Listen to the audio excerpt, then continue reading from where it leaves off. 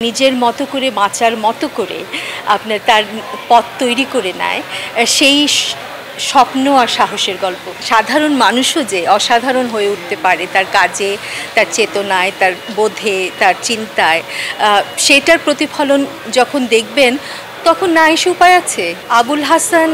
আবুল হোসেন বলে একজন কবি ছিলেন। সেই কবির বাড়ি ধানমন্ডিতে, সেই বাড়িটার নাম ছিল শাহানা। একদিন আমি ওনার সাক্ষাৎকার নিতে যাই এবং বাড়িটা ঢোকার পরেই না আমার মনে হলো এই বাড়িটা কোনো একটা গল্প বলতে চায়। আপনি কি সেই অনুভূতিটা আমি বোঝাতে পারবো না, একদম মনে হলো যে আমাকে কেউ ডাকছে। এই নামটা আমার ভিতরে ছিল। তারপরে 2011 সালে এই গল্পটা লিখলাম এবং এই বাড়ির মানুষগুলোকে আমি ভাবলাম এবং তার নিজের ছায়াও কিন্তু ওই বাড়িটার মধ্যে আমি দেখলাম। সেখান থেকে এই গল্পটার নাম হলো, বাড়ির নাম শাহানা। এটা 2011 সালে লিখেছিলাম। রেসপন্স তো খুব ভালো।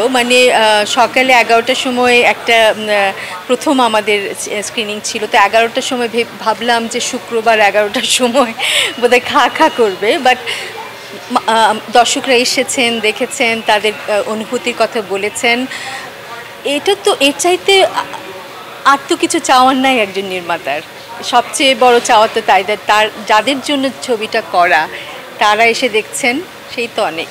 এই গল্পটা আপনার একটা মেয়ের গল্প, মফস্বলে ছোট শহরের একটা মেয়ের গল্প, যে 16-17 বছরে একটা ভুল করে।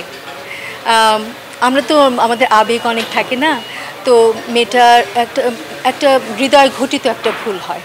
তো সেই ভুলের শাস্তি হিসেবে তার বাবা মা এবং তার যে আত্মীয় স্বজন আছে, যেই আত্মীয় স্বজনরা তাদের পরিবারটাকে নিয়ন্ত্রণ করে, তারা ঠিক করে মেয়েটাকে বিয়ে দিয়ে দিতে হবে।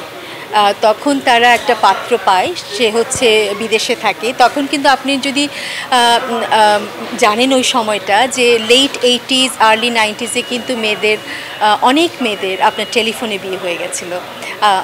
পাত্র দূর দেশে থাকে, সেই টেলিফোনে বিয়ে হয়ে যায়। তো দীপারও তেমনি টেলিফোনে বিয়ে হয়ে যায়।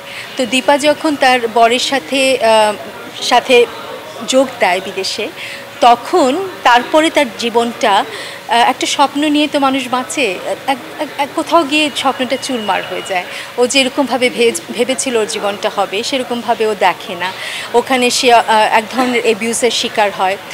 তখন সে ওই বিয়ে থেকে পালিয়ে সে আবার দেশে ফিরে আসে। দেশে ফিরে এসে সে তারপরে তার জীবনটাকে কিভাবে নিজের মতো করে বাঁচার মতো করে আপনার তার পথ তৈরি করে নেয়, সেই স্বপ্ন আর সাহসের গল্প। সবে তো শুরু, আজকে প্রথম দিন। তো সেই দিক থেকে দর্শকরা আসছেন, দেখছেন, তারপরে তাদের অনুভূতি তারা নিশ্চয়ই জানাবেন। তারা আমার কাছে মনে হয় যে কোনো ছবির মূল জায়গাটা হচ্ছে মুখে মুখে ফেরা। আমার ভালো লাগলো, আমি আমার বোনকে বললাম, সে তার বান্ধবীকে বললো, সে তার খালুকে বললো, মামাকে বললো, এইভাবে কিন্তু ব্যাপারটা ছড়ায়। ওয়ার্ড অফ মাউথের চেয়ে বড় শক্তি, বড় প্রমোশন তো আর কিছু হয় না। সেটা একমাত্র হতে পারে যদি মানুষ ভালোবাসে ছবিটাকে। তো সেটা আমরা আশা করছি যে মানুষ যারা দেখতে আসবেন, আমাদের দর্শকরা ছবিটাকে ভালোবাসবেন। কারণ ছবিটার মধ্যে তাদের নিজেদেরকে দেখবেন, নিজেদের ছায়া দেখবেন, নিজেদেরকে উদযাপন করবেন এবং নিজেরাও যে সাধারণ মানুষও যে অসাধারণ হয়ে উঠতে পারে তার কাজে, তার চেতনায়, তার বোধে, তার চিন্তায়, সেটার প্রতিফলন যখন দেখবেন তখন না এসে উপায় আছে। আপনি যদি আপনাকে দেখেন যে আপনার মতো একজনের কথা বলা হচ্ছে একটা ছবিতে, আপনি যাবেন না? দর্শকদের বলতে চাই যে আপনারা আসুন, আপনারা ছবিটা দেখে উদযাপন করুন। ছবিটা কিন্তু মন খারাপ করার ছবি না। অনেকে মনে করে কোট আনকোট নারীকেন্দ্রিক ছবি কান্নাকাটি, মেলোড্রামা, একদম না।